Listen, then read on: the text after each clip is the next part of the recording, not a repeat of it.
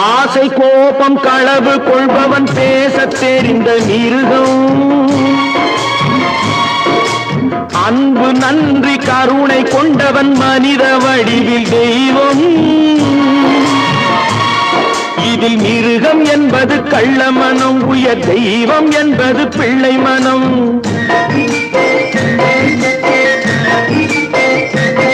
இந்த 6 கட்டளை அறிந்த மனது ஆண்டவன் வாழும் வெள்ளை மனம், ஆண்டவன் வாழும் வெள்ளை மனம். 6 மனமே 6, அந்த ஆண்டவன் கட்டளை 6. தேர்ந்து மனிதன் வாழும் வகைக்கு தெய்வத்தின் கட்டளை 6, தெய்வத்தின் கட்டளை 6. 6 மனமே 6, அந்த ஆண்டவன் கட்டளை 6.